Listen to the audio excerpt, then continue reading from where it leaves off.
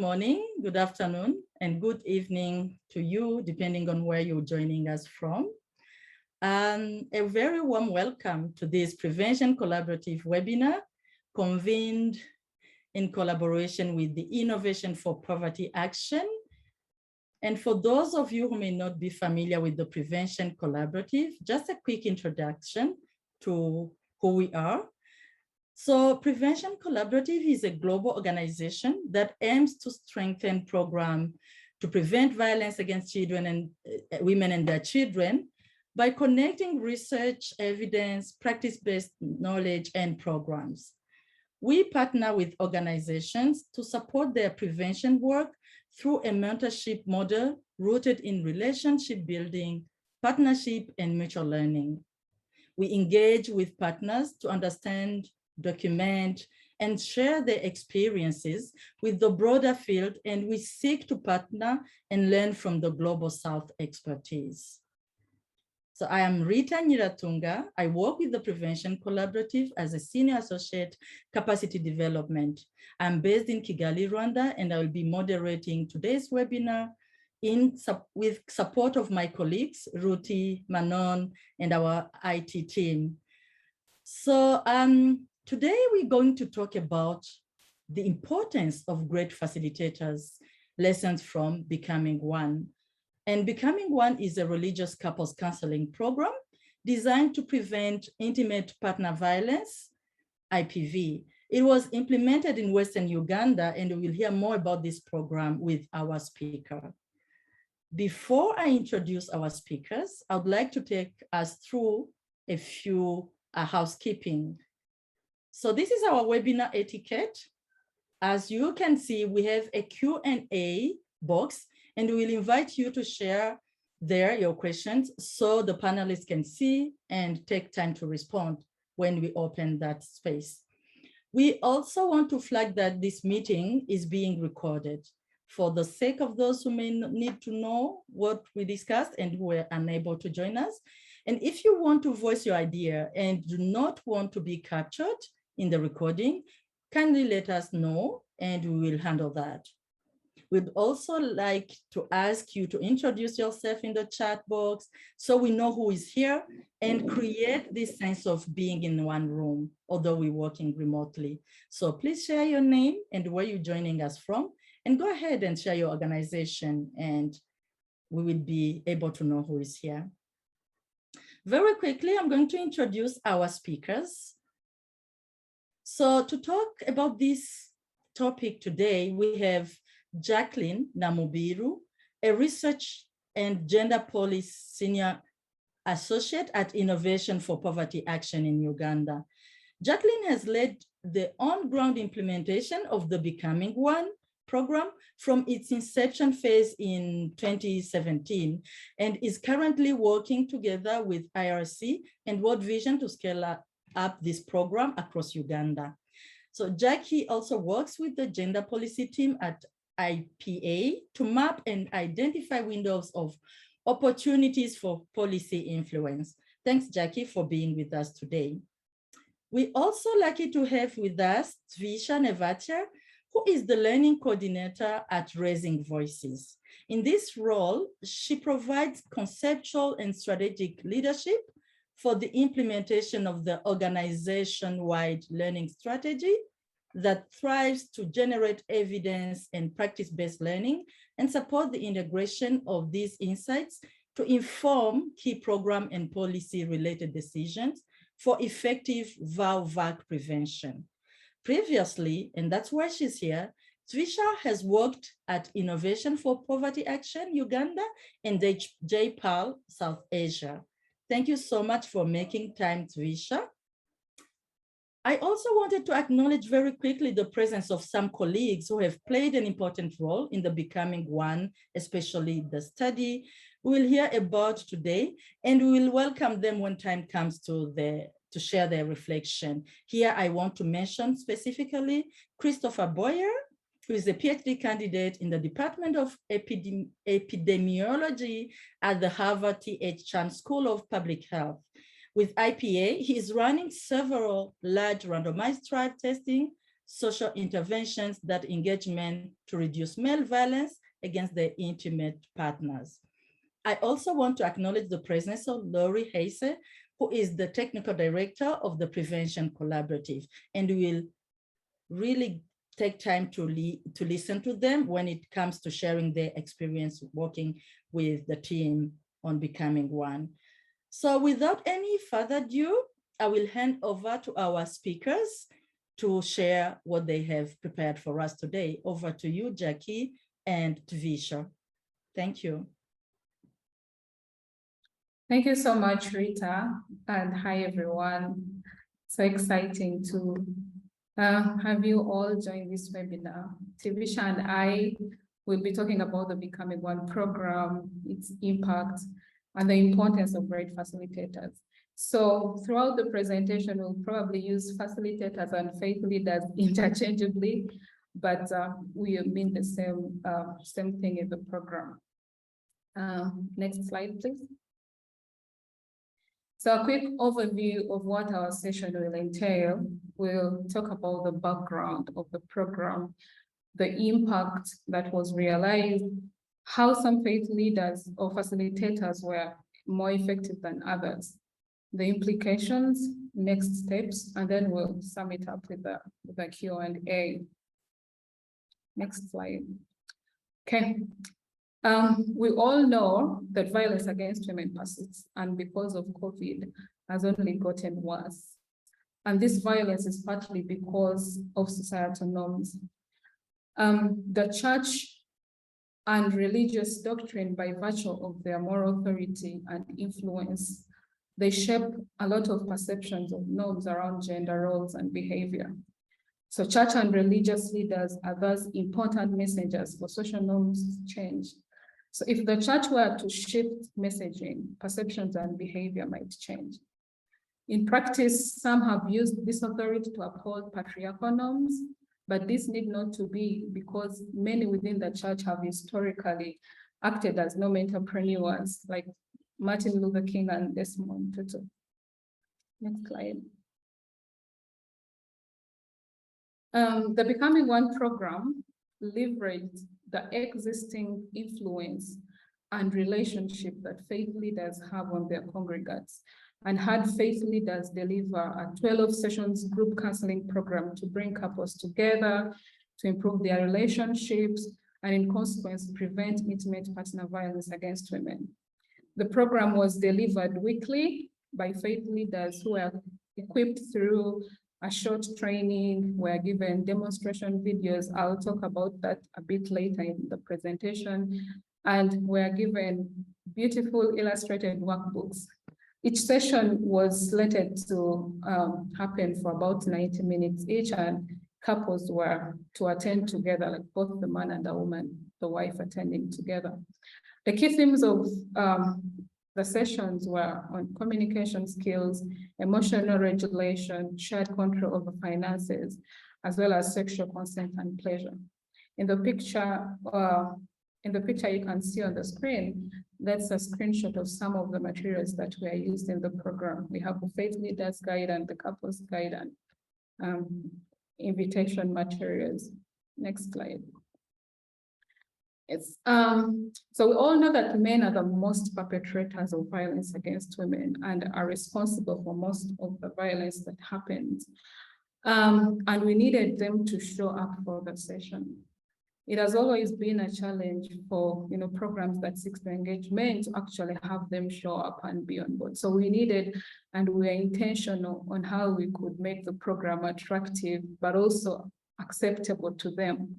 Our focus was how we could consistently engage men. And so our branding, not just at the beginning of the sessions, but throughout the program, was basically on how couples could build better relationships and what men could gain, as opposed to what the penalty would be for hitting a wife or being violent. So it was about it was not about what was to be lost, but rather what was to be gained by better relationships. And again, men's continuous participation was essential, but we knew they wouldn't show up if they thought they were going to be criticized or shamed or, belittled. And so we really focused on aspirational relationships in the Bible and did not explicitly mention violence, only positive relationship improvement. So also focusing on this, on positive Christian relationship made it easier for the church to adapt and implement. Next slide. Becoming One was implemented in Uganda, a little bit of the context, in 3 districts in the West, Kamwenge, Kagadi, and Kakumiro, where 51% of the sample reported experiencing at least one type of violence in the last 12 months. 80% attend religious services on a weekly basis. 86% rate religion as being very important to them, and many couples pay, but also attend premarital counseling sessions. I'll now hand it over to Tvisha to take us through the study design. Thanks, Jackie. And hi, everyone. It's a pleasure to be here. So I'm going to, can we move to the next slide? I'm going to start with sharing a little bit about the design of the study. So we estimated the impact of the Becoming One program using a randomized trial with about 1,680 couples in Western Uganda. These couples were recruited by 140 faith leaders. So this means that each faith leader recruited about 8 to 14 couples. And after conducting a baseline survey with them, and within each faith leader group, half of the couples were assigned to the treatment group, which received the program right away, and the other half became the control group, who were listed to receive the program more than a year later. This is something I'm going to come back to later in the presentation as well. And after the baseline, we conducted follow-up surveys in 6 and 12 months. We managed to conduct interviews with 99% of couples in 6 months follow-up and about 98% couples at 12 months follow-up. So the study attrition was quite low. We also tracked attendance, and attendance at Becoming One sessions for the treatment group were relatively high, although not perfect. We recognize that people had multiple competing time commitments and that sometimes partners would attend on their own. So we pre-specified a definition of what amounts of exposure to the program would count as having received the program. By that definition of individuals attending at least 50% of the sessions, we found that 83% of the study participants actually received the program. We also saw that women's attendance was slightly higher than men's, although these differences were non-significant. Apart from the trial itself, we had embedded implementation research. We collected a lot of detailed information on the faith leaders, on the attendance logs of attendance of the couples. We conducted some random audits of the sessions, and I will be coming back to these data sources a bit later. Next slide. So in this first part of the presentation, we just want to set some context, and we want to talk also about the primary findings before we go into the importance of great facilitators, which is the focus of today. So in this study, we were primarily interested in 4 outcomes, which we believed the program would impact, which fell within the theory of change of the program. So the first was the prevalence of intimate partner violence. The second was women's control and decision-making power. The third was sexual consent. And lastly, communication and conflict resolution. We measured violence using the standard WHO questionnaire, and our outcome is just the proportion of women reporting any form of physical or sexual violence over the last 6 months. The other 3 measures are indices, meaning we combined multiple related survey questions together into a single measure, and all of these were pre-specified. At 6 months follow-up, so what did we find? We found significant improvements in women's control and decision-making power, and as well as communication and conflict resolution. We found non-significant reductions in violence at 6 months. However, a year later, we saw sustained improvements in women's control and decision-making, as well as communication and conflict resolution. But now we also saw significant reductions in violence. Next slide. I'd like to now unpack these findings a bit more and talk about the story emerging from it. First, let's talk about violence reductions. At 12 months, we found violence had reduced by 5 percentage points, which is a relative change of about 12%. And this was driven mostly by decreases in sexual violence. In secondary analysis, we also found that there were reductions, not just in the prevalence, but also in the frequency of violence, the severity of violence, and the breadth of acts that violent acts that were committed. A spillover effect we found was reductions in reported disciplinary violence against children, possibly due to improved relationships in the household. So what are the possible mechanisms that are resulting in violence reduction? We think it was first, the benefits couples accrued, and second, as well as the shift in power from men to women that really drove these reductions we observed. So I'm going to talk about this a bit more. As you can see in the second bullet, both women and men reported improved relationships. This was seen in the form of higher levels of trust, openness, appreciation for one another. We saw lower levels of depression. Couples were using healthier methods of conflict resolution, spending more quality time together. We also found greater financial transparency and less income hiding and more joint financial planning. But what do we mean when we say power shifted from men to women? Well, first, for our primary outcome, as mentioned earlier, women's control and decision-making power improved. It was an index across 24 different items, 24 different questions, and we saw them moving in the direction we expected. The biggest changes were increased women's involvement in decision-making around men's finances. That is what to do with the money the man earns. And this is something hard to observe, and we found that this really drove this shift. Unlike relationship improvements, which were experienced by both men and women as gains, we found that the shifts in power were more zero-sum. What is meant by that? While women experienced gains in their control and decision-making power, we saw that their partners, the men, shared about experiencing a loss of control and decision-making. Next slide.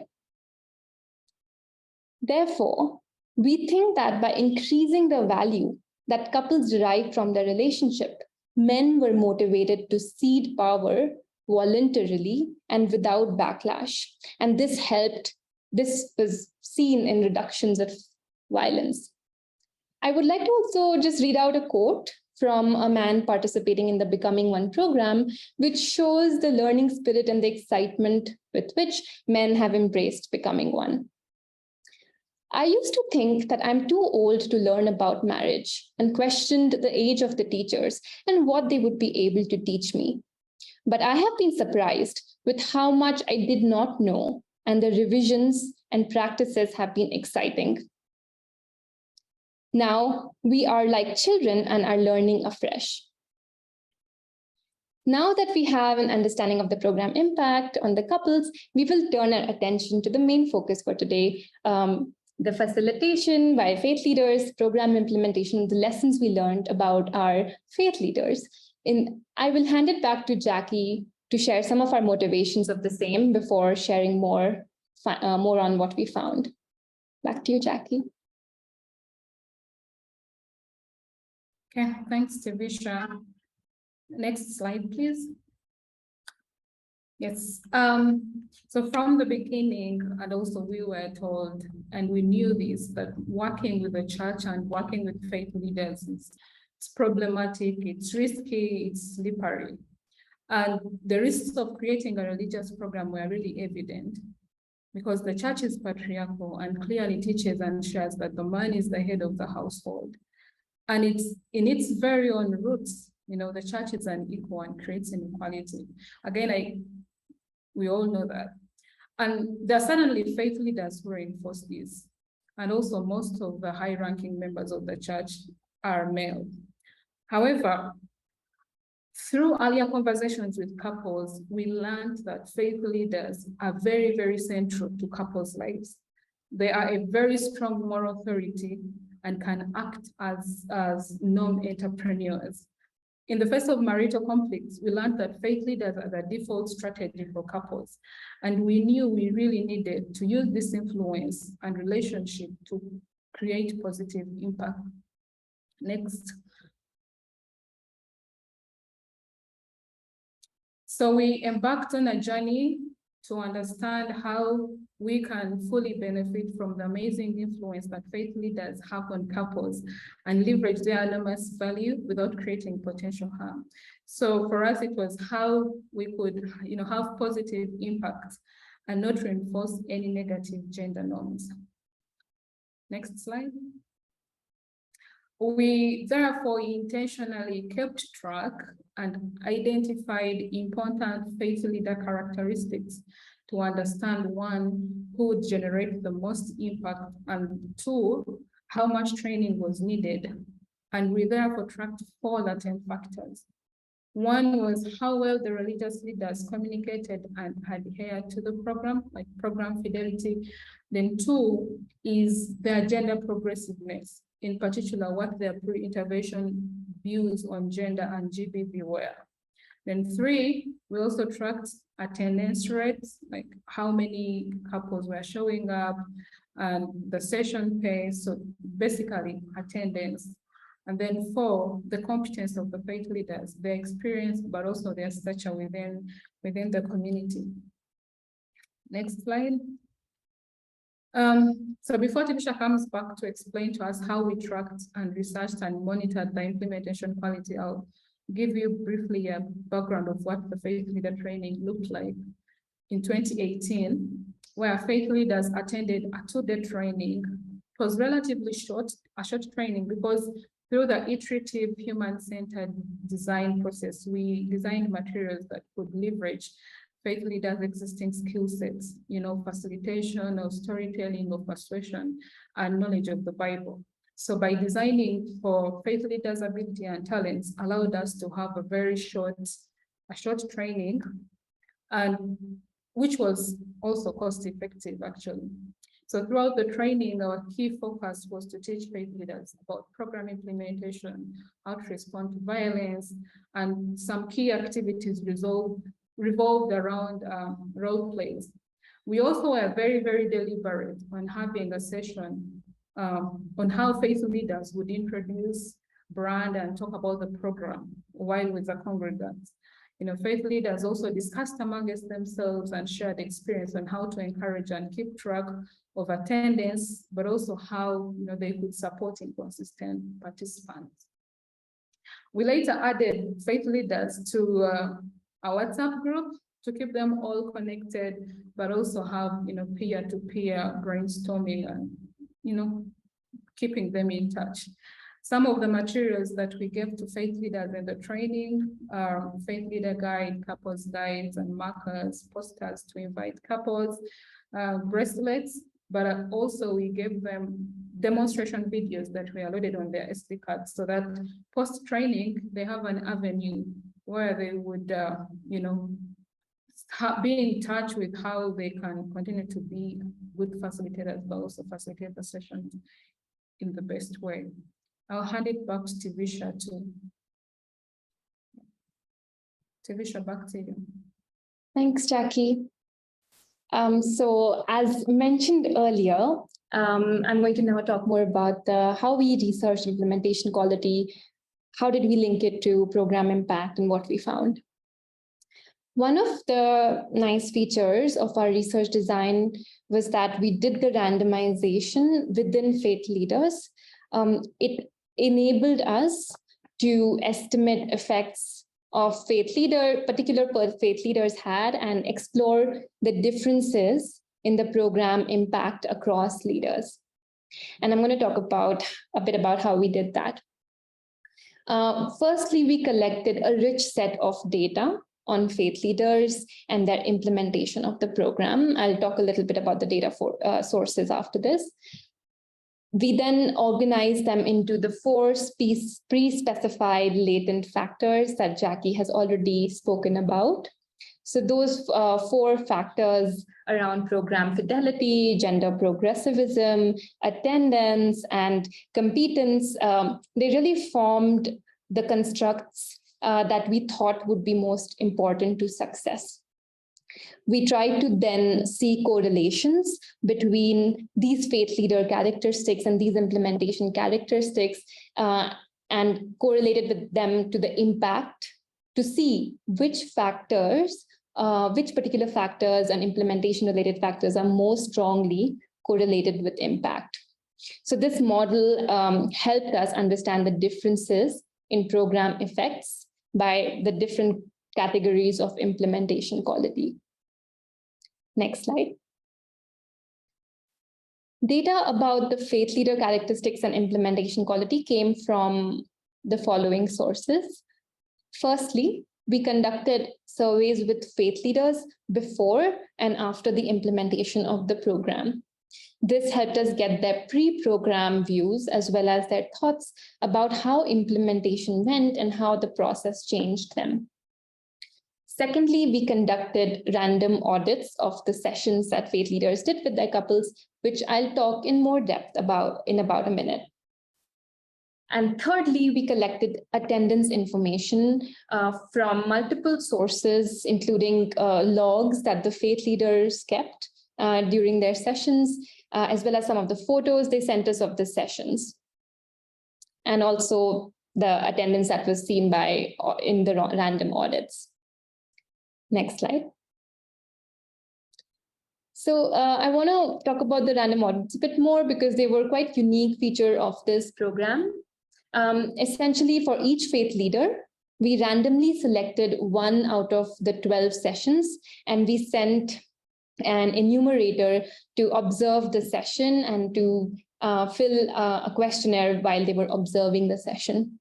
There were certain situations where the session got cancelled in the last minute, but then if that happened, we always again randomized another session of the faith leader to the enumerator and then visited them later. Just to note that the faith leaders were told during the training that we'd be doing visits at some point, but they were not told until the day of the observation that someone is going to visit them and sit in the session. So they didn't have time to prepare ahead of time, and we feel like that enabled us to get an accurate representation of their skill during the session. In these sessions, the enumerators recorded multiple things, such as who was in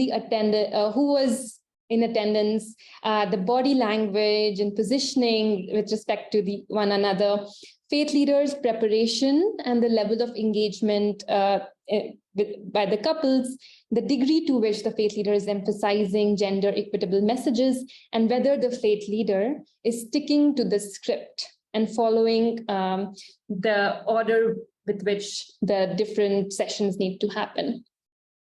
Next slide. So we used data from these multiple sources to construct a factor analysis model. Essentially, the goal was to map all the data into these 4 different categories that I won't mention again, which we thought quality implementation would look like. And using our model, we were able to estimate scores for each faith leader on each of these domains. And then we looked at which domains were most associated with program impact. This analysis helped us determine 2 factors that jointly defined success. And these were program fidelity, which is how much, to what extent the religious leaders are adhering to the progressive spirit of the program, and they're following doing the program as intended. And the second one was their gender progressivism, which is their own kind of attitudes around gender and gender-based violence. What does this all mean? So let's go to the next slide.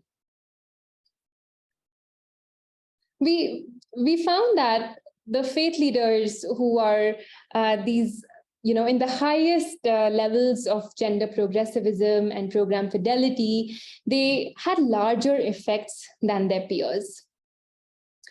On the right here on this graph, we show that the violence reductions were 5 times larger among these faith leaders. The plot shows the estimated effect for the highest quality faith leaders in dark blue as compared to their peers in light blue. So at 12 months, women who had the highest quality faith leaders reported prevalence of violence that was 22 percentage points lower compared to only 4 percentage points for lower quality leaders. So this was a significant difference, and that's why we think this is a very important finding. Next slide. We also find that these same faith leaders produced about 6 times larger changes in our other primary outcomes, which were women's control and decision-making, sexual consent, and autonomy, and communication and conflict resolution.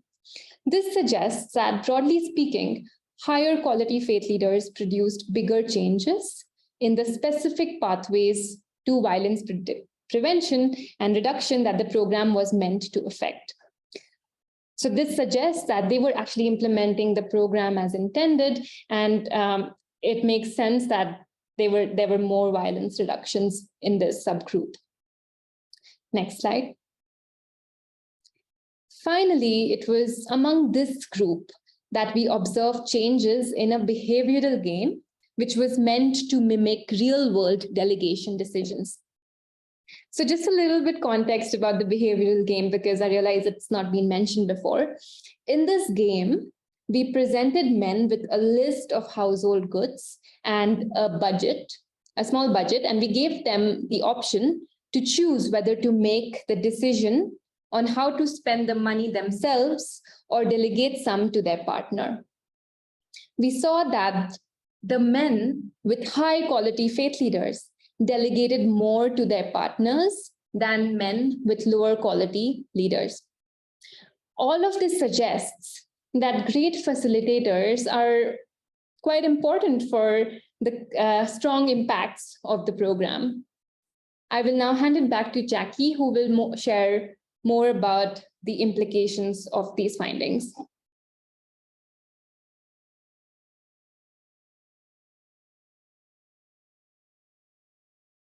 Thanks, Tvisha. Well, great facilitators were, for lack of better words, very important for impact to the couple's lives. And like Tvisha mentioned, great facilitators were those that were gender progressive, but also maintained program fidelity. And these were also super important for creating and building program desirability, from how they talked and introduced the program to how they addressed the key lessons and practices in the sessions. They were also very vital and encouraged men's attendance and engagement. They were, again, for lack of better words, very comfortable to engage couples in gender equitable content and discussions. An example is we had sex content in our materials, and traditionally sex is for the man and the woman is viewed as one who cannot initiate sex, or she'll be viewed as, I don't want to use the word, but she'll be viewed as a slut, sort of, in case she initiates sex or even enjoys it. So these facilitators were very comfortable to have these strong discussions, but also demystify the norms and practices around sex. And amidst their busy schedules, the great facilitators had consistent delivery of the session, which again was very, very important for impact. Next slide, please. So what are the implications? Well, obviously some leaders were ready to realize full potential of the program. Others may not have been. Although I really want to emphasize here, it's not that the other faith leaders had no effect. It's just that the effects were more muted. So for continuing to iterate on program design, this leaves us with a question of whether we need to improve training or targeting or both. For instance, should we have a more detailed screening test to identify gender progressive faith leaders whose values are more closely aligned with the program?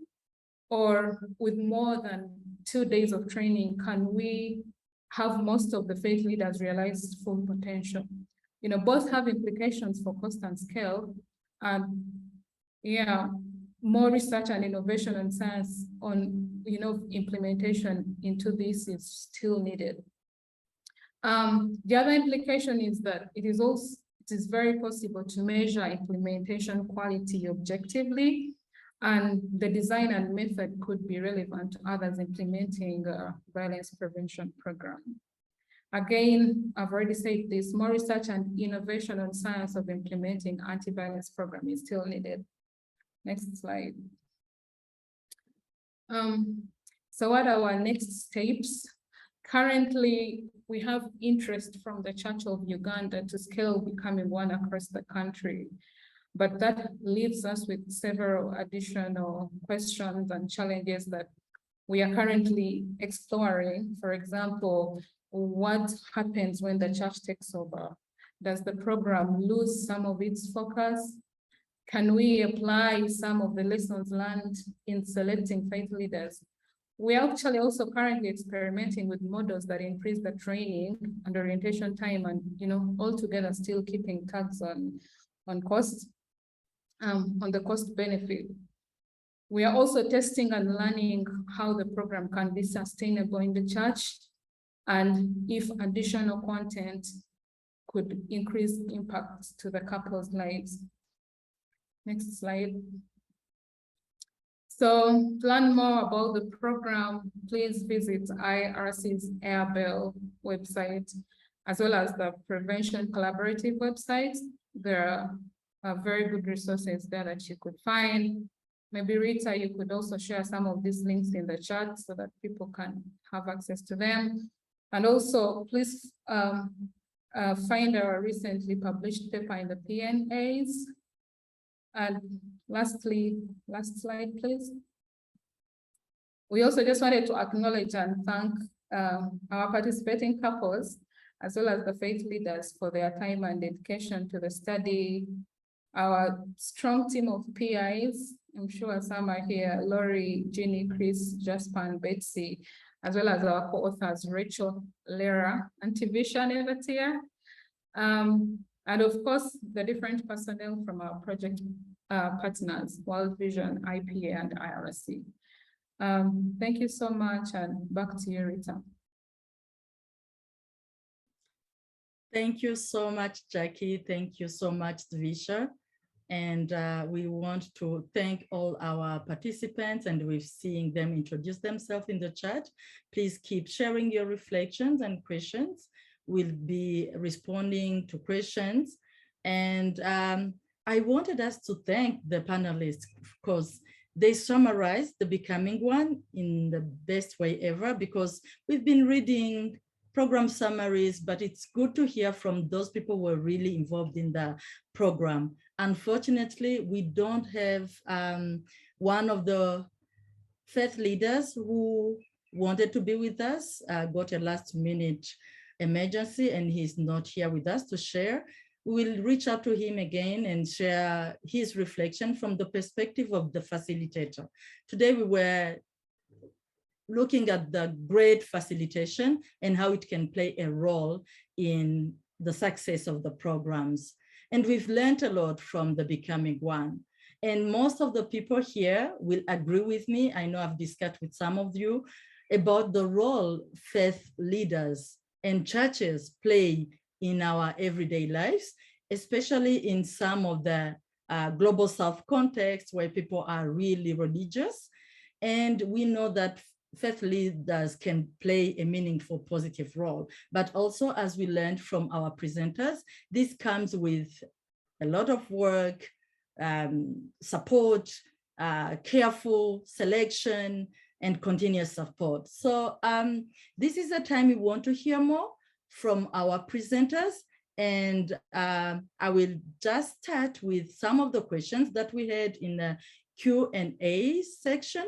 And if you want to share your question, to voice your question, also there's a way we can unmute you and you share your question. Thank you so much, Jackie. Thanks, Tvisha. And there is a question from Morgan Garcia. I read it, and Morgan, if you have any follow-up, please go ahead and share it. But for now, I want to read the question as you put it in the chat. Morgan wants to know, do you think that the Ugandan tradition or practice of premarital counseling impacted participants' willingness to take part in the counseling? If so, how? And if you think it positively predisposed them, do you have any idea of what can be done in a context where premarital counseling is less common? And I think that question you can take it, Jackie or Tvisha. Over to you. Yes, thank you, Rita. And yes, it is true that the culture of premarital counseling did really already resonated with the couples, and it also made the churches more willing to pick up the program. And in business terms, we had the perfect product market fit. And for programming, not even just for becoming one, I think the culture and what people resonate with is usually the best way to penetrate and create impact, right? And we could do it in any context where people are used, to similar behaviors and structures. And also, I just want to re-echo what I said earlier about the influence that faith leaders have on congregants. That was really, really a strong point for us. And from experience, whether, because also, actually, I didn't mention that becoming one in the pilot included both married and unmarried couples. So whether they had gone through premarital counseling or not, the already existing relationship between couples was really, between faith leaders and couples was really a leverage to have them attend the session. Yeah. Thank you so much, Jackie. And please feel free, Tvisha, if you want to make any addition. And I hope, Morgan, you got your response. If you need any follow-up, they are here to talk about it. There's another question from Doreen, and Doreen wants you to give a little more detail on an overview of the content covered in the 2 days training for faith leaders that you shared. Over to you. I guess it's Jackie's again.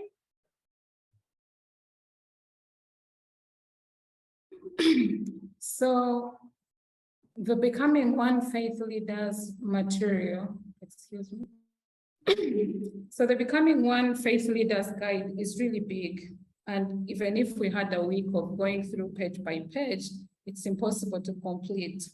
So like I said before, when we did the iterative learning process with faith leaders, we designed the guide to be very usable for the existing skill set of faith leaders. So when we were in the training sessions, it was about what is becoming one? What is the purpose of becoming one? How do you use this faith leaders guide? What is the beginning and the end of the session? How do you prepare for the session? So mostly the overall tips on how to follow the guide and how to, prepare for the guide, but not the details of going through, okay, this is communication and this is what you are going to talk about. Even though we had like different small sessions of just going through, okay, this is communication, this is how you can facilitate a session, but never into all the details of the guide. Yeah, we had role plays of faith leaders, facilitating a session, and others would point out, oh, you could have done this better. We also had group sessions of faith leaders brainstorming on potential challenges and how they could brainstorm that and have one of them, facilitate in class. So mostly never a speaker-led training, but interactive and learning and role-playing. Yeah. Tvisha, if you want to add on that as well, please feel free. Thanks, Jackie. I can see Laurie's hand up. Thank you, Laurie. Feel free to come in and add or just bring in your reflections. Thank you. Sure. Can you hear me? Yes, Laurie, we can hear you. Okay, so I think I think this is a really interesting challenge, right? So how do you balance preparation and trying to, in effect, make more faith leaders confront some of their existing ideas so that they are more progressive going in versus selecting, as we said, better faith leaders up front.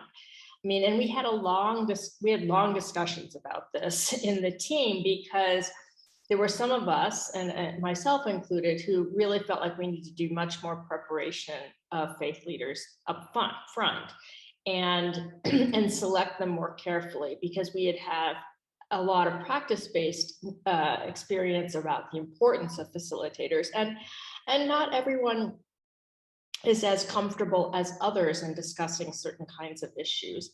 And some people are very far away in their interpretation of biblical texts and things from the kinds of progressive messages of becoming one. At the same time, if you're really trying to do something at scale, it becomes quite difficult to have huge upfront trainings. You have to have organizations that are committed to it, that you would need to, it would be much more kind of a demand on the church. And so now what the team is doing, though, is, so we decided, okay, let's see what happens if you have minimal. And recognizing that that may not be enough. And I think what we've seen from the results is that there's a lot of impact that we left on the table, so to speak. So there's a lot of potential greater impact that this existing program could have. So now they're testing, as they start to do more work around implementation, they're looking at two things. One, extending, right, the training to faith leaders, and playing with an idea, for example, of like having faith leaders as a couple come to a longer couples retreat themselves to talk through some of these issues, versus trying to really refine and select the better faith leaders up front. And so I think it's incredibly important, and I don't think we have the answer yet exactly, but one of the nice things about the way this program is rolling out is that there's research sort of all along the way, and they're trying multiple things, right, to see sort of which works best and all of that. And just a final thing, and then I'll go back to the primary speakers, is that there was a lot of really interesting work to always link all of the concepts back to biblical passages and interpretations, which may be slightly different or less available in the kind of common cultural narrative, and also to challenge some of the kind of traditional things you hear, like, oh, well, women came from Adam's side and therefore rib, and therefore women have to be subservient to men, or whatever. I mean, there's lots of more progressive biblical interpretations that are integrated into the program. Thanks.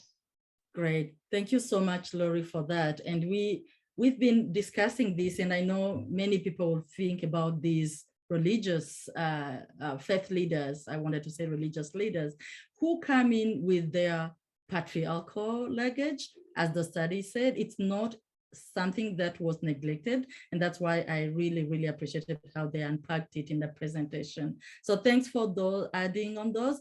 We have other questions, and there's someone who wanted to know about incentives, and they're wondering if the faith leaders were provided with any incentive, if the leaders who participated in the program, what was actually the incentives? What was that motivation, extra motivation?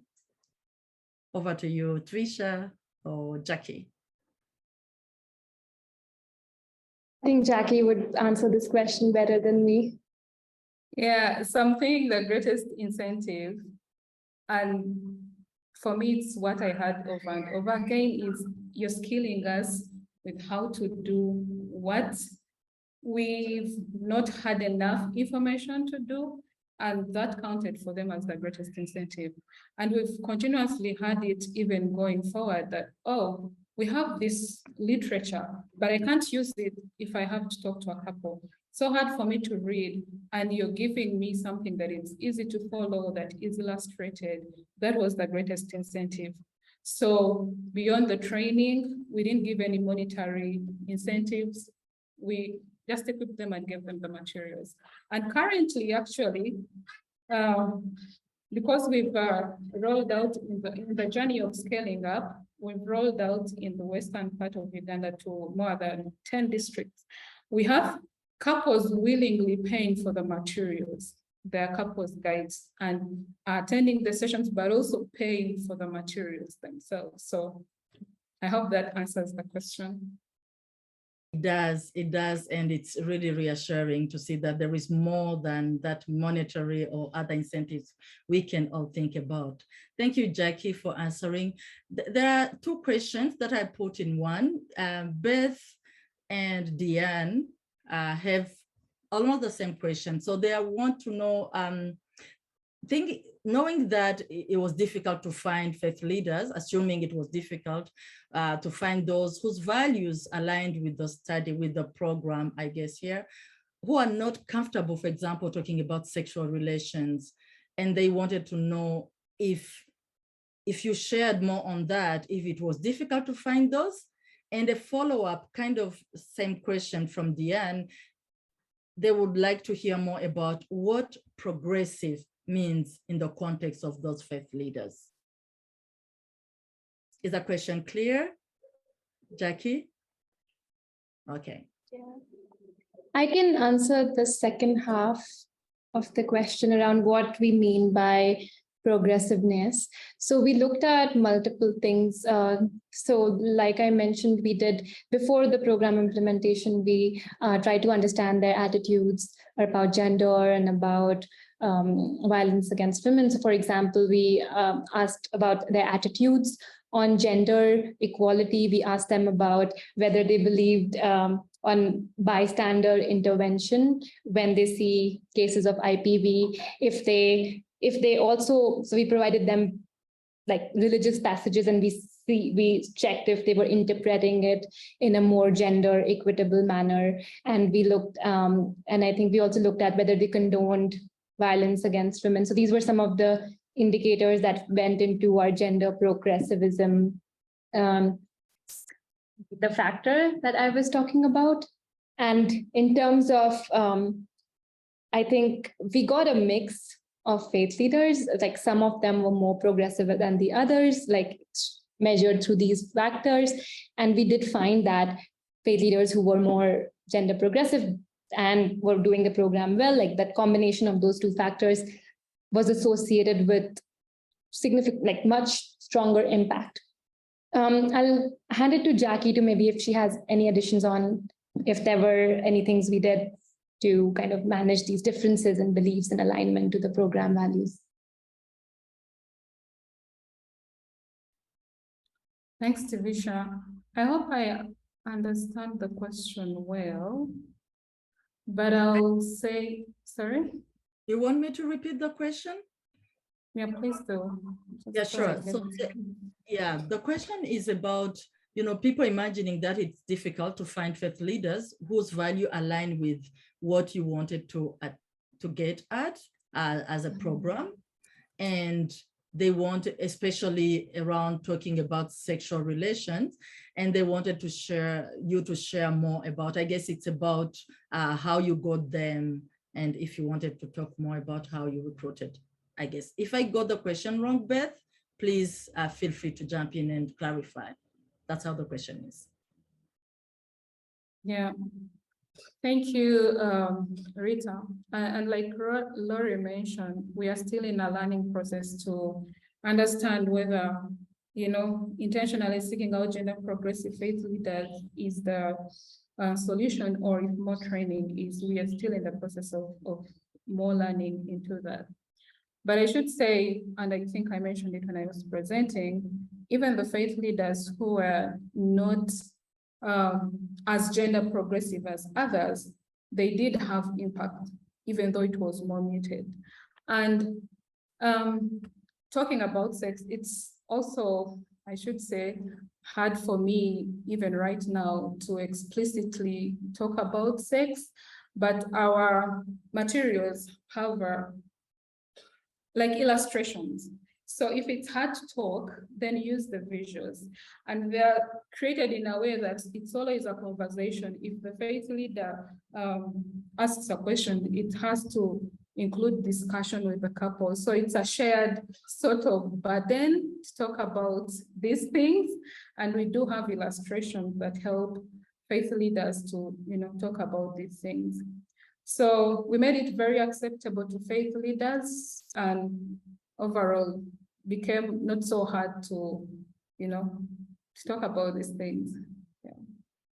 I don't know if that answers the question. Yeah. Yeah, and Laurie just left a comment. It's true that not all faith leaders were actually the primary pastors. Some were lay readers and priests, and yeah. Thank you.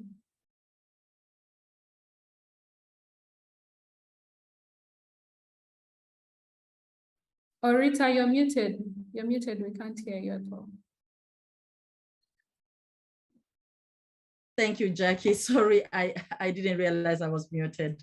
And I was saying that leads us to the next question from Lauren, who wants to know if you had different approaches for different faith leaders, traditional churches, we know there are mosques, there are rooming tent-based churches, for example, and where these differences in the gender progressive attitude that you just talked about among them, and wants to know, and related to that, there is another question which I want to link to this from Mwiti, who wants to know how you handle couples who are not believers, who are not religious. Is that question clear to you? So we had the same approach for the different churches, and though we didn't have any mosques, because all the materials are biblically based, and mosques don't believe, like Muslim religion doesn't believe in the Bible. So it was only Pentecostal churches, Catholic, Church of Uganda, Anglican, and also SDA churches. Same approach. Yeah. The other question, Rita? Sorry, I'm not looking at the charts. I have to rely on what you say. No, please rely on me. I'll try to do justice to all the questions as much as is possible. So there was a more or less related question to that, and about how you handled couples who were not believers or religious at all. Yeah, so since it was a church program, I should say primarily the couples were church going, even though, and I've seen this in so many couples, because they are learning and practicing all this beautiful stuff, that somehow makes them feel like, oh, we are models, we can model other couples, and they've wanted to, not just talk about becoming one with their neighbors who at some point are not Christian, but also, invited them to come for the sessions. So primarily the couple base were church going, right? But also we saw that some couples were really inviting others or even talking to them about becoming one. And yeah, that's how it spread to the other non-believers. Actually talked to one, I should say, I hope we still have enough time. I talked to one person who attended a session because the friend asked them to come to the session, and they were so excited. Actually, they started to come to church because of becoming one. They became like a church-going couple. So, yeah. Tvisha, do you want to add to that? I think you said it all, Jackie. Great. I wanted to say that's a great answer from you, Jackie. And we still have questions coming in. And I would really like to give a floor to any of the participants who want to voice their question. I can see your question, Angelina, in the chat. If you want to voice it, we'll get to that. But if you want to unmute and voice it, we'll let our IT team support on that. So as we continue with the questions, please let me know if there is any hand up from the participants. There is another question from Jennifer, who is interested in how you measured program fidelity. What tools and indicators did you use to measure communication and progressiveness, as they are planning to measure fidelity in similar interventions for married adolescents in Niger, I guess. And they would like to get some tips. So if you share what you have handy, or just for you, Jennifer, we often give some follow-ups, materials, and sharing. So I'll hand over to Tvisha to respond, but also knowing, yeah, sure. Yeah, thanks, Jennifer, for that question. And like Rita said, we are happy to share the tool that we used after the session.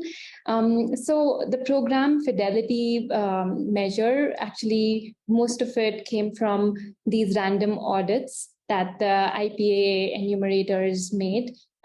So the tool consists of many different things. So some of these things include the faith leader characteristics. So when someone is going to observe the session, they already know what the session should look like, what the order of the things should be. So they look at, is the faith leader prepared for the session? That was one of the questions. Is the faith leader following the script? Are they kind of covering everything that's needed? Are they actually promoting gender equitable norms during the session? Are the couples sitting together? So there were many different things like that. Also, I think how long the faith leader is taking to deliver the session. And so we basically looked at different things. We had an idea about what a good quality session would look like, and we tracked a lot of these indicators during these visits. And that's how we tried to measure program fidelity. Hope that answers the question. I hope it does. And please feel free to send follow-up questions. And as we're still on the research and how it was designed, two more questions. One from Evans, how was the attendance evaluated? And another from Beth, did you pilot test the materials? So if you can just attend to those. Yeah, I'm happy to talk about the attendance. Then we'll pass over to Jackie about pilot testing, because she'd be the best person to really answer that question. Around attendance, we actually had three sources of information. We tried different ways to capture attendance. One of them was, so each faith leader during the training was provided with a faith leader log, which was basically like a sheet of paper where they can write the number of their couples, and then they would track attendance on a weekly basis on who's showing up. And then at the end of the program, we collected these sheets from them and then programmed or like just coded what we found. So that was one source. The second source was during these audits, the enumerator also did the attendance, like took the attendance of the couples who were attending. So this helped us corroborate the other source of data that we have, which is the faith leader logs. A third source of data was that faith leaders were sending us photographs of their sessions, and with a labeling of who was attending in the photo. So we actually used that as well to code attendance. And then a combination of all these three different data sources gave us a very comprehensive understanding of who attended the sessions. Thank you. Passing it to Jackie for the question on pilot testing.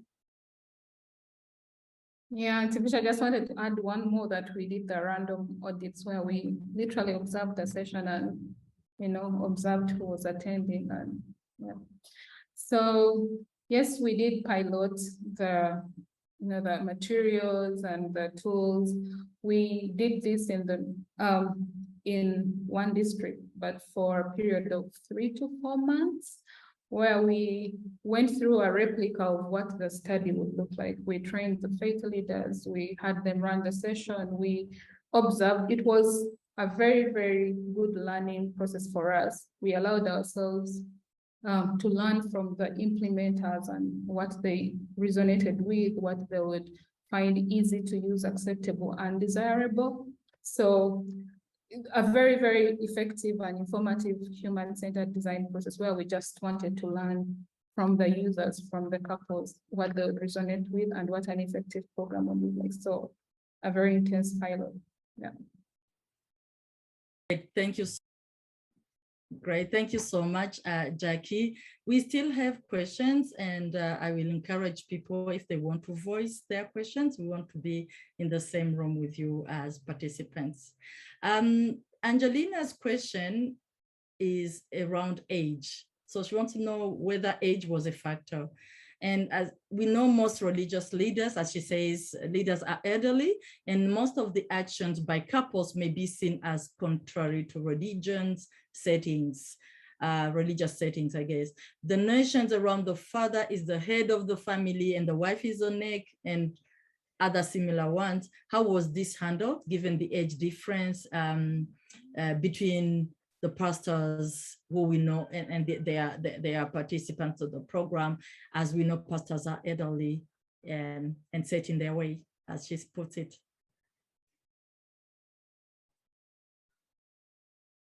Yeah, like Laurie mentioned earlier in the chat, not all the facilitators, faith leaders were primarily pastors. Not like we had the top ranking faith leaders in a church. So some of them were lay readers, others were like juniors to the pastors. So the question for us was, who is the right person to implement the program? And right person could be who is available, who has a, who leads, not leads, who has that influence with the congregation. So in all the churches, we had different cadres of people doing the facilitation, but mostly who was available to do the program. And I should say we had a mix of ages in the pilots. I don't have this on top of my head, but from what I recollect, we had several faith leaders who were below 50 years of age. So, but also we had participants who were very, very elderly. Yeah. Great, thank you so much. And we have a question from Ruti, just checking with you, Ruti. Is that okay if you wanted to voice your question, just to do justice to your time? Sure. Thank you so much for such an interesting presentation. And I think, Jackie, in one of your implication slides, you really sort of captured this key question, and Laurie spoke to this as well, of, as a field who often works in these kinds of programs that are very facilitator based, what should we do clearly the quality of the facilitator is so important. What should we do? Should we be more selective? Should we improve the training? Is it some combination of both? And you all have undertaken this kind of program of study. And so I sort of had two questions, and Laurie, I'm sure you might have something to say on this as well, but one of them is, what would you recommend for those of us doing other programs in terms of the kind of information that we might be looking at, and keeping in mind that not everybody has the resources to do these very in-depth large studies, but what is some information that one might collect about their facilitators or how facilitation is going? And then also I'd be curious to hear, if we have some time, from others in the audience about how you think about this and what you do in terms of this balance between selecting the participants, training the participants, and all of that. So thank you so much, and thanks, Rita.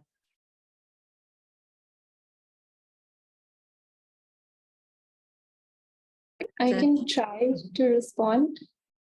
So I think some of the things that could be helpful would be to collect some of this information around progressivism at the beginning, before selection or during selection, so that you can actually have it with you and link it to impact. But I understand that it's not always possible to do impact evaluation. I think the other thing which I would say something worth exploring is these kind of observations of the sessions, which really give a real picture of how things are going on the ground. So like just looking at, so having someone go and attend these sessions, if possible, randomly, and then just them like thinking about, okay, what does implementation success looks? And then just tracking some of those things could be quite helpful, I think, and something that people could explore doing in any kind of an intervention, be it a religious intervention or non-religious. It's just about keeping track of how the facilitation is happening. Yeah, I don't know, Jackie, if you'd like to add anything.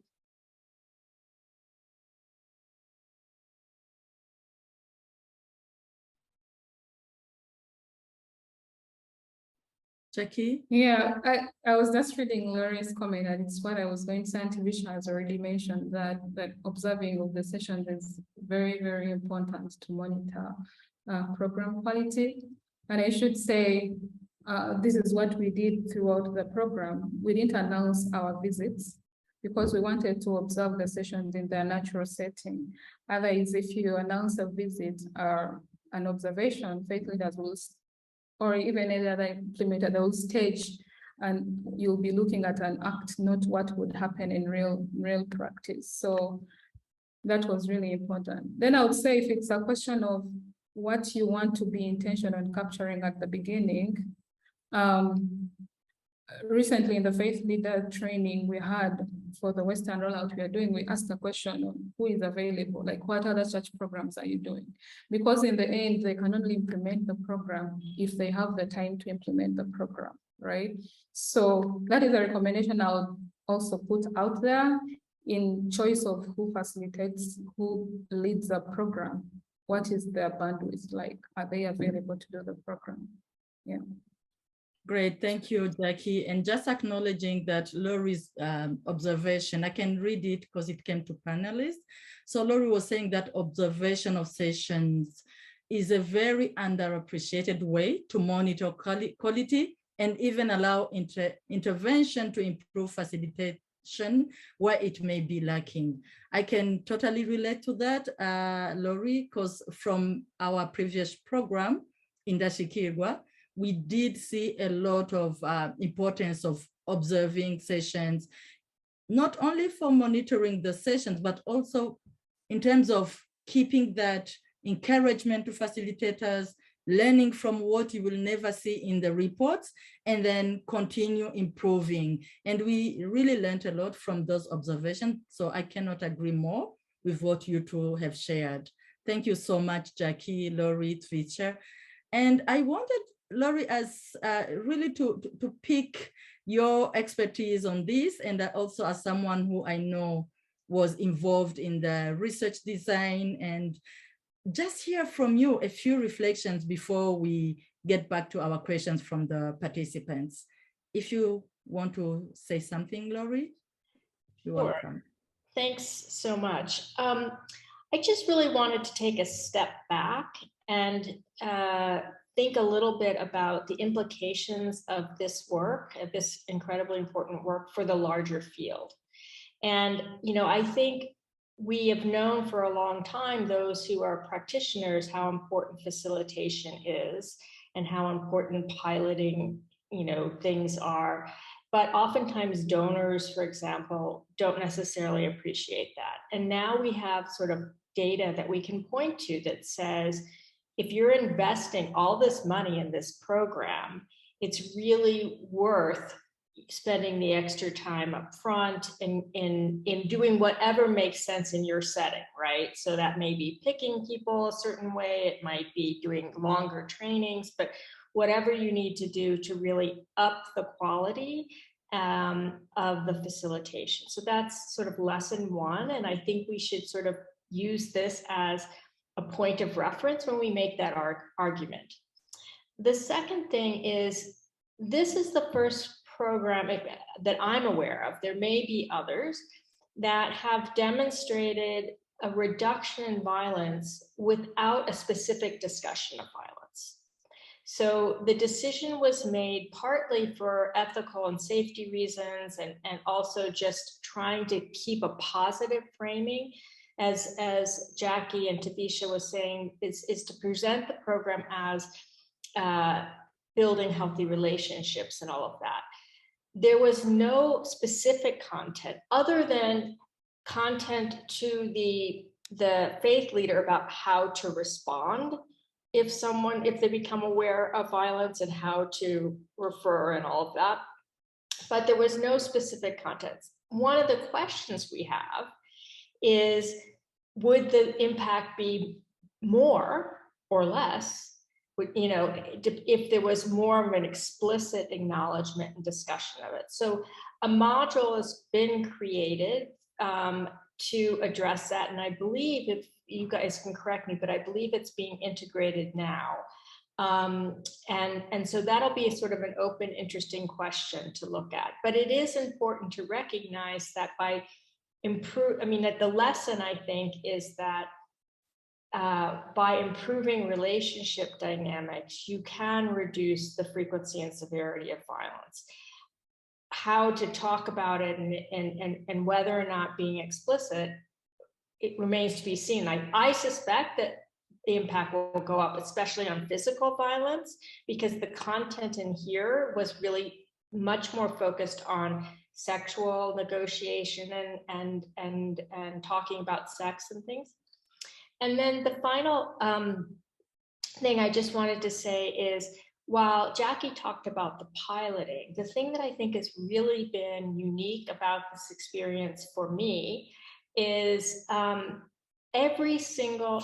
they use this concept of human-centered design, which is just a fancy way in my book of saying they worked with the participants constantly to test every way of they talking about something, or the pictures, or it was very iterative. So they try it one day with one set of people, and then they try it the next day with another set of people, or a different way the next day with a different set of people, and then pick the best kind of moving forward. And I think that rather than designing a whole curriculum, piloting it, spending $1 million to do the evaluation, and then find out, well, actually there was something missing. We missed something important. I think that this kind of very iterative process of design was brilliant. And we need to, as a field, really advocate with donors to have that time up front,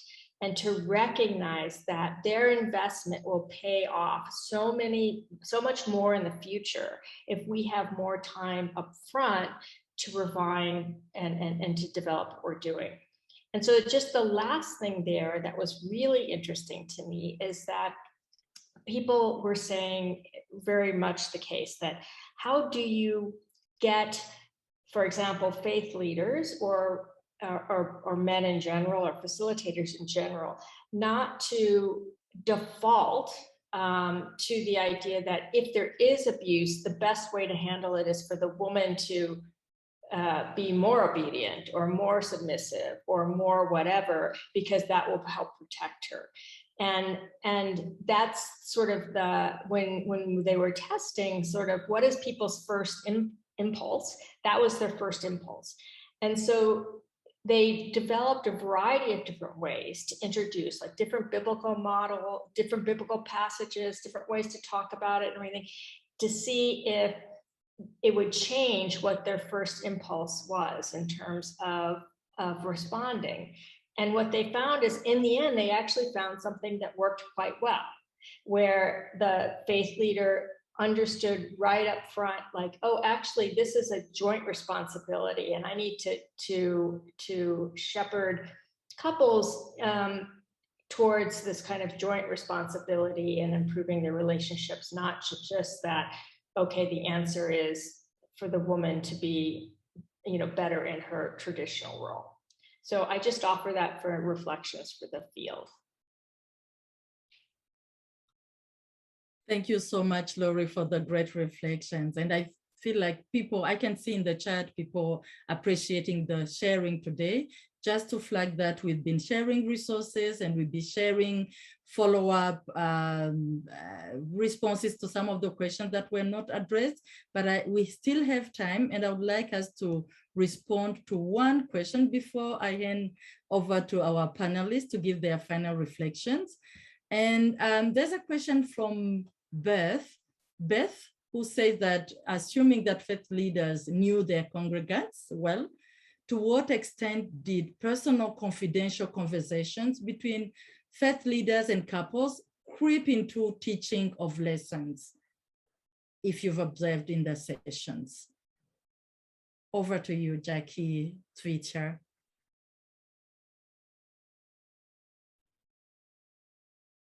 Sorry, Rita, the question was about how personal conversations crept into the session.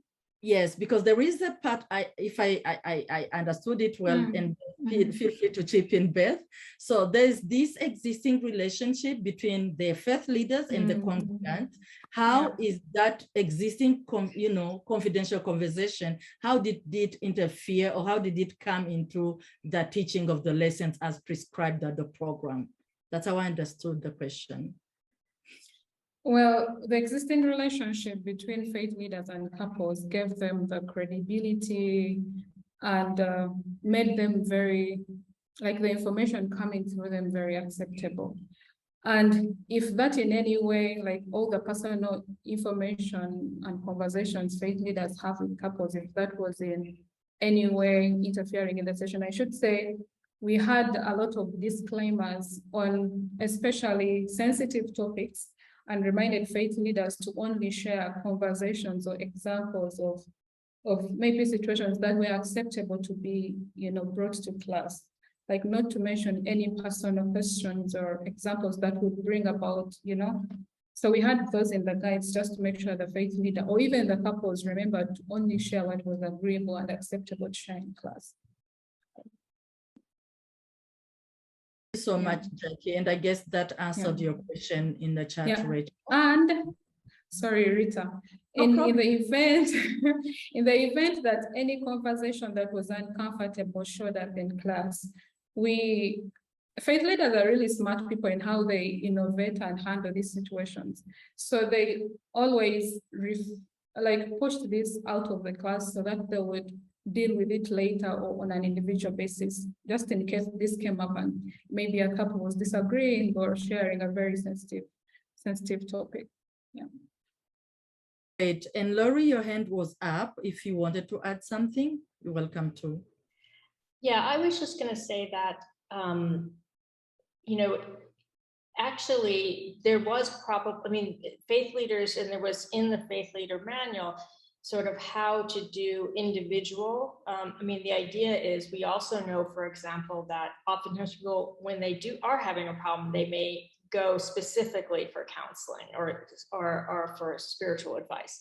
And so that was allowed and it happened, I'm sure. Maybe you guys can talk to it. So it's not that that was a problem. I think the issue is, again, that how do you make sure that the proper boundaries of respect for confidentiality are maintained, and that you take more specific discussions or needs sort of outside of the session. So that was fine, and that was encouraged, I believe. But I think the real issue is making sure that there's no gossip, not just on the part of the faith leader, but on part of the whole group, and creating that space and that set of expectations that what is said here and shared here is sacred and not to be talked about outside of the group. Absolutely. Thanks so much, Laurie. I'm just watching the time and wanted to offer an opportunity to our great speakers, Jackie and Tvisha, to share their final reflections before we close this wonderful session. So over to you, Tvisha and Jackie. Tvisha, do you want to go first? Sure. I just want to thank you, I think Prevention Collaborative, for holding this webinar.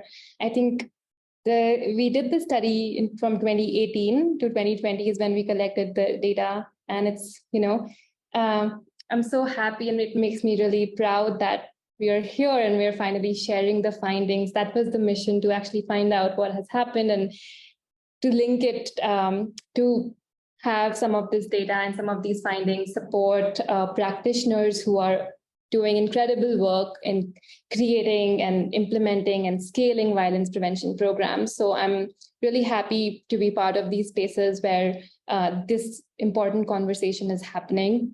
As mentioned earlier, I think if you want to know more, feel free to reach out to us.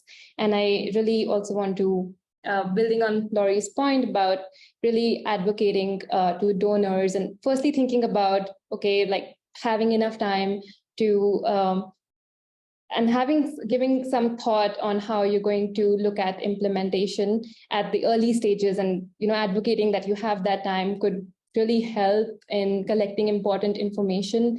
And I think this study can be useful for, like, the methods that we use in the study could be quite useful for many people who are implementing violence prevention programs. And I think I would just end with that. Thank you so much. Passing it to Jackie. Yeah, thank you so much, Tvisha. It's always a pleasure to continue talking about becoming one. And I feel so lucky to have been part of that journey since 2017. I just wanted to, Laurie has said this like very, very well, but I just wanted to echo. And for me, this was different for me when we started to do the human-centered design. Like, I was mostly a researcher and, quantitative, but becoming one has been qualitative from the start.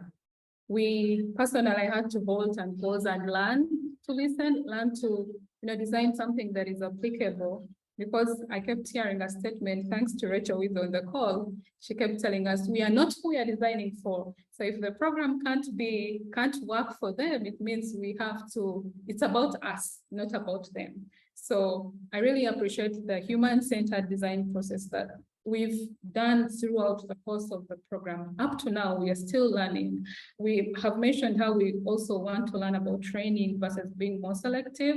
So for me, it's been really interesting, but also a recommendation I should put out there that when designing programs, we really have to listen and, be willing to learn from, especially the people we want to impact. Then one last thing for me is, there's more to programming. There's more to our programs than just rolling them out. And on becoming one throughout, we've kept a very open connection to our grassroots implementers, right? From having them on WhatsApp groups, from having, to support them, from, having them know that they are connected to us. That has really, really helped to keep them going, right?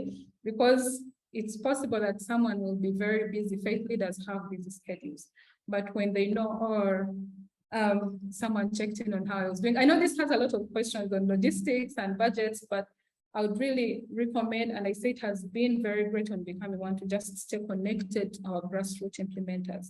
Impact. Let me stop at that. Thank you so much. I'm seeing that we're already at 5:30. So back to you, Rita. Thank you again, everyone. Thank you so much, Jackie, Tvisha, Laurie, all our wonderful participants for such a rich discussion. We felt like going on, and this is what we are here for, sharing as researchers, practitioners, and learn how we can do our work better. So on behalf of the collaborative, I would like to thank you all for joining us today. And the recording, as we said, we recorded the webinar. It will be available within a couple of weeks, and we'll share that with you all. It will be also on our website, and it will be shared on our Twitter accounts. Please do feel free to share with the groups and individuals that you feel missed this and would benefit from it. And thanks again for making time to be with us today. We really appreciate, and we continue together to do better what we know to do to prevent violence against women and their children. So with that, I would say thank you and bye. See you soon. Stay connected with us. My colleague has shared how to stay connected. Please do stay in touch. Thank you so much. Bye.